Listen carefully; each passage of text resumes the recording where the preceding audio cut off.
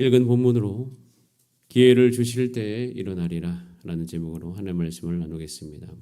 1절에 이렇게 기록이 되어 있습니다. 므낫세가 왕이 될 때의 나이가 12세라. 예루살렘에서 55년을 다스리니라. 그의 어머니의 이름은 누구라?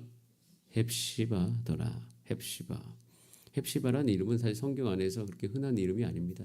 자주 나오지 않아요. 자, 우리 므낫세에 대한 정보가 나옵니다. 12살에 왕이 올랐고요. 일찍 왕이 올랐기 때문에 굉장히 특별한 일이 없는 한 오랫동안 다스립니다. 몇 년?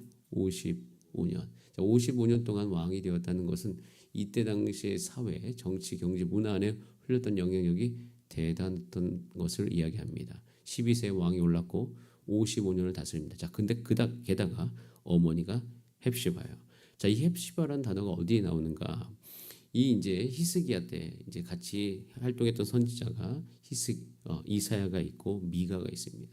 근데 이사야 선지자서에 보면 62장에 이렇게 되어 있습니다. 3절부터 5절까지 나와 있는데 제가 읽어드릴게요. 자, 잘 들어보세요. 너는 또 여호와의 손의 아름다운 관, 내 하나님의 손의 왕관이 될 것이라. 다시는 너를 버림받은 자라 부르지 아니하며 다시는 내 땅을 황무지라 부르지 아니하고 오직 너를 헵시바라 하며 내 땅을 뷸라라 하리니 이는 여호와께서 너를 기뻐하실 것이며 내 땅이 결혼한 것처럼 될 것임이라 라고 되어 있습니다. 신랑이 신부를 기뻐함 같이 너의 하나님이 너를 기뻐하신다라고 이사야 선지자 62장에 예언이 되어 있어요. 즉 히스기야 때입니다. 히스기야 때 하나님의 말씀이 이렇게 임했어요. 이렇게 임했고 히스기야가 이제 모든 것을 하나님의 말씀으로 말미암아 기억해 갑니다. 자, 이때 하나님께서 이 기억해가는 히스기야를 보면서 어떤 마음을 가지셨을까요? 기대하는 마음이에요. 기대하는 마음에 대해서 표현한 단어가 헵시바예요. 이 헵시바라는 단어를 통해서 이제 너희 하나님의 백성은 하나님의 백성답게 될 것이다 라고 하나님께서 이사야를 통해서 예언해 주셨습니다. 자, 그런데 므낫세의 어머니의 이름이 뭐예요? 헵시바입니다. 그 어머니가 어떻게 살았는지에 대해서는 구체적으로 성경에 나와 있지 않으나 이 이름만 놓고 봤을 때 이 어머니의 삶, 또 어머니의 이름을 지었던 사람들, 그 사람들은 어느 시대의 사람들이었겠어요? 히스기야 시대의 사람들이었겠죠. 그럼 그때 이 므낫세의 어머니였던 이 헵시바를 향해서 어떤 마음으로 이 이름을 지었을까요? 이 말씀 그대로예요. 하나님이 기뻐하는 사람, 하나님의 기쁨을 입은 자, 다시 황무지라 부르지 않고 일으킬 사람, 풍요롭게 될 사람, 이런 뜻으로 그의 어머니의 이름을 지었을 거예요. 그의 어머니는 그런 환경 속에 자랐습니다. 그런 환경 속에 자랐고 이제는 므낫세의 어머니가 되었죠. 히스기야가 결혼을 했기 때문에.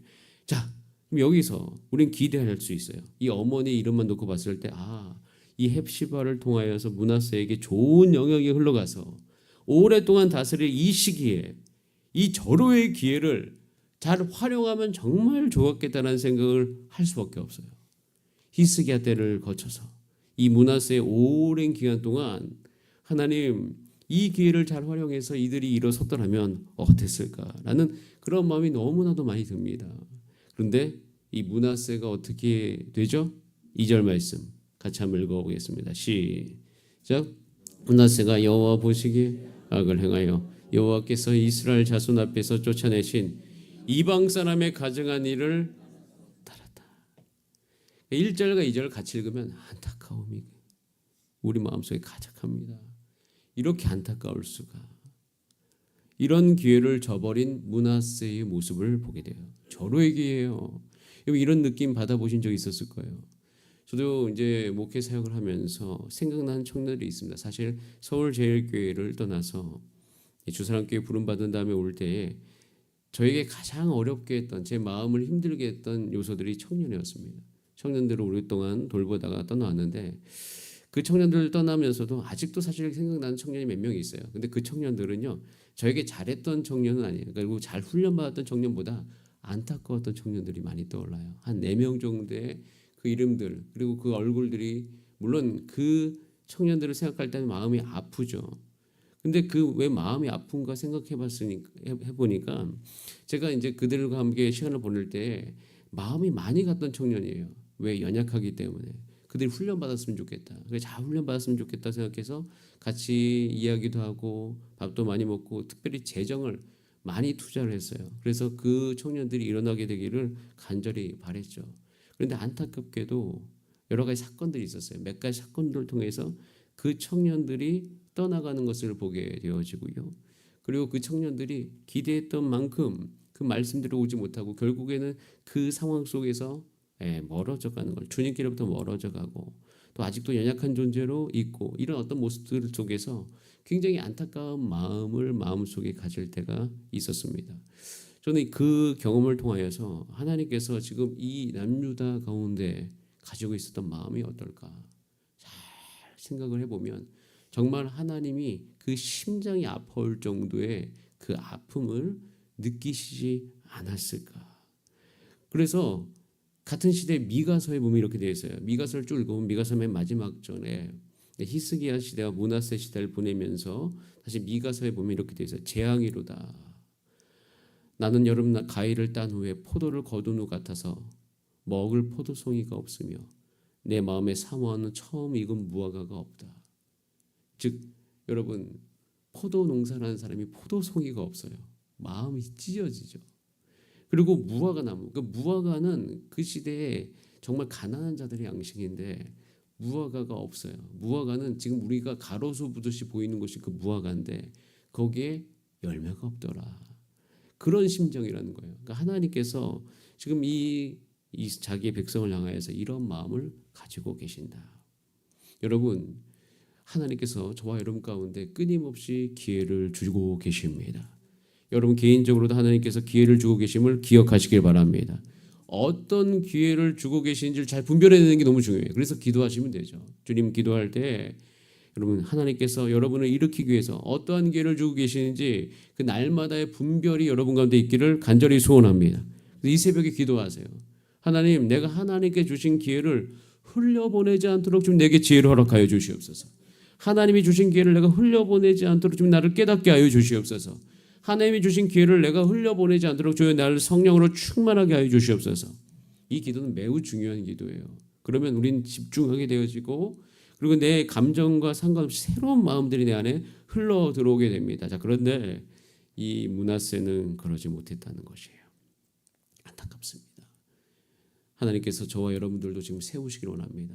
저는요 이 마음으로 오늘도 하루하루를 보내고 있습니다. 하나님께서 지금 여름 수련회부터 우리 가운데 기회를 주고 계십니다. 청년들을 만날 기회. 특별히 제가 청년 사역들을 이 전반기에 쭉 해오면서 많은 여러 가지 사역들이 있었고 사람들을 한 명씩 한 명씩 다 만나면서 여러 가지 생각들을 많이 했습니다. 그런 가운데 제 마음을 가장 많이 잡았던 것은 기회를 주신 하나님. 지금 청소년들도 기회를 주시는 하나님. 그리고 내년에 어린이 사역을 기도하면서 하나님께서 기회를 주고 계신다. 제 마음이 기회를 주고 있다는 마음이 있다 보니까 두 가지 마음이 있어요. 조급한 마음도 있고 하지만 이것을 내가 스쳐 지나 보내지 않게 하기 위해서 더욱더 집중하는 모습도 있고요. 또 그것 가운데서 하나님께서 내 삶 가운데 또 우리 교회 가운데 주시는 이 놀라운 역사들을 다시 내가 사모하고 기대하게 되어지는 것이에요. 여러분께서 이 기회, 지금 기회를 주고 계신다는 그 생각이 여러분 가운데 분명하게 존재하기를 소원합니다. 그래서 우리는 잘못된 길로 가면 안 돼요. 지금 므낫세는 기회를 다 버리고 있잖아요. 그래서 3절부터 어떻게 합니까? 헐어버린 상당들. 히스기야가 헐어버린 상당들을 다시 세우고 있네요. 그리고 여호와의 성전에서 하늘의 1월 성신을 위한 제단을 쌓고 있네요. 그리고 자기 아들 다시 불 가운데로 지나가게 하고 점치고 있고 사수를 행하며 신접한 자 박수를 신임하고 있습니다. 스스로 만든 자기가 만든 아로 새긴 아세라 목상을 성전에 세우고 있어요. 왜 이럴까요?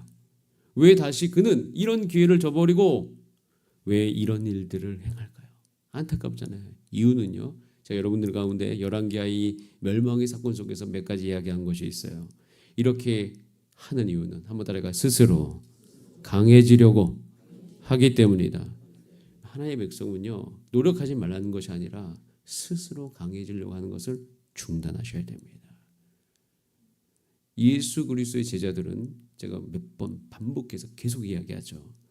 강해진 것이 아니라 예수님을 의지하게 되었다고요. 그들은 제자훈련 끝에 왜 이렇게 약한가? 왜 아무런 제자훈련이 실패인가? 결코 실패가 아닙니다. 예수님의 제자훈련은 실패가 아니에요.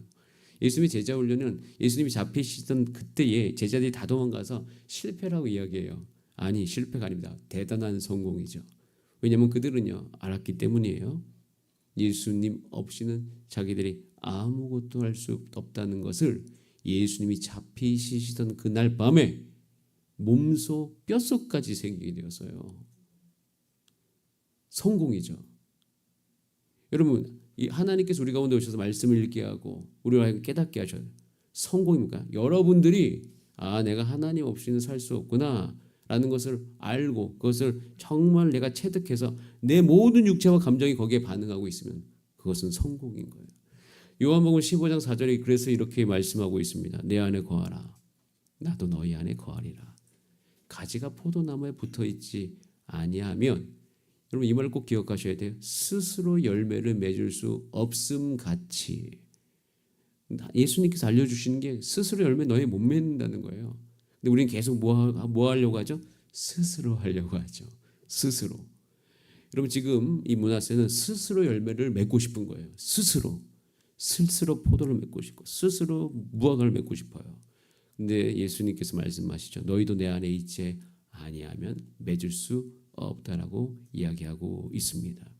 그래서 오늘 이것도 본문 8절과 9절을 연결해서 보면 8절에서는 그 이스라엘의 나의 모든 명령과 나의 종 모세에게 명령한 모든 율법을 지켜 행하여서 하나님을 의지해서 열매 맺기를 원했는데 21장 9절에 보면 이 백성이 듣지 아니하고 므낫세의 깨임을 받아 악을 행한 것이 여호와께서 이스라엘 자손 앞에서 멸하신 여러 민족보다 더 심하였다라고 되어 있어요. 하나님을 의지해서 말씀을 잘 듣고 열매 맺기를 바랐으나 그들은 스스로 안 듣고 이제는 열매가 없었다는 것을 이야기하고 있습니다. 자, 여러분 여기까지 여러분께서 이 말씀을 읽으면서 무슨 생각이 드십니까? 여러분에게 기회를 주고 계신 하나님을 기억하시기를 바랍니다. 기회를 주실 때 혼자 스스로 하려고 하지 말고 하나님의 말씀대로 하려고 하시기를 원합니다.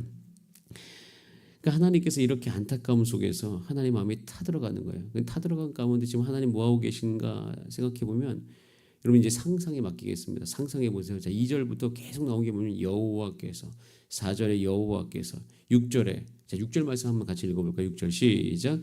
또 자기 아들을 불 가운데로 지나게 하며 점치며 사수를 행하며 신접한 자의 박수를 신임하여 여호와께서 보시기에 악을 많이 행하여 그 진노를. 지금 여호와께서 뭐하고 계십니까? 여호와께서 뭐하고 계신다고 표현되어 있어요, 성경에. 보시고. 여호와께서 어떻게 하시기에? 보시기에. 지금 여호와께서 뭐하고 계시는 겁니까? 하나님 뭐하고 계십니까? 보고 계시죠. 하나님이 계속 보고 계신 거예요. 보고 계시면서 여호와께서 또 7절에 여호와께서 이 성전에 대하여 이르시기를, 이 성전에서 말씀하신 것이 있어요. 9절에도 여호와께서, 10절에 여호와께서, 12절에 여호와께서 계속 보시면서 말씀하고 계십니다. 여러분 하나님께서는요 이렇게 하나님의 백성 옆에서 계속 보시면서 그 모든 상황 속에서 그들에게 말씀하고 계시는 것을 우리는 볼 수 있습니다. 여러분 지금 하나님께서 최선을 다하셔서 열심으로 하나님의 말씀을 하나님의 교회에게 부어주고 계십니다. 저는 그것을 믿기 때문에 제가 하나님 앞에서 민감하려고 합니다. 내 육체를 깨끗하게 하려고 하고요. 내 육체의 컨디션을 좋게 하려고 하고 있습니다. 그래서 하나님께서 우리에게 말씀하시는 그것이 우리 가운데 지나쳐가지 않고 우리가 그것에 잘 반응할 수 있는 기회를 얻게 되기를 기도하고 있습니다. 자, 우리 이 새벽에 기도합시다. 하나님께서 여러분을 사용하여 주셔서 여러분의 가정과 기업과 우리 교회를 반드시 세우실 것입니다. 지금도 말씀하고 계십니다. 지금부터 하나님께서 모든 환경을 조성하시면서 기회를 주고 계십니다. 주신 기회 우리가 잘 붙잡아서 일어나게 되기를 소원합니다. 그래서 우리가 2024년을 마무리하면서 2025년을 우리가 준비하는 이 11월과 12월의 시기 가운데 꼭 기억하셔야 될 것 다시 한번 말씀드립니다. 하나님은 기회를 주고 계십니다. 그 기회가 어떻게 오고 있는지 여러분들이 잘 분별할 수 있도록 기도해 주시고 또 제가 잘 분별할 수 있도록 기도해 주시고 그 분별 안에서 우리가 주 앞에 반응하며 나아갈 때 저와 여러분을 통해서 하나님의 능력과 역사가 일어나게 될 줄 믿습니다. 한 사람을 성결한 신자로 세우는 주사랑교회가 되게 하여 주시옵소서. 이 기회를 놓치지 않게 하여 주시옵소서. 우리 다 함께 합심으로 기도하시겠습니다. 기회를 주십니다. 기회를 주실 때 일어나리라. 주님, 오늘 이 새벽에 우리가 간구합니다. 지혜롭게 하소서. 기회를 잘 분별하게 해 주시고 내게 주신 기회가 무엇인지를 알게 하여 주시고 하나님 그 기회 때 우리가 잘 믿음 가운데 일어설 수 있도록 붙잡아 주시옵소서. 자, 우리 다 함께 주여 한번 부르신 다음에 합심으로 기도하시겠습니다. 주여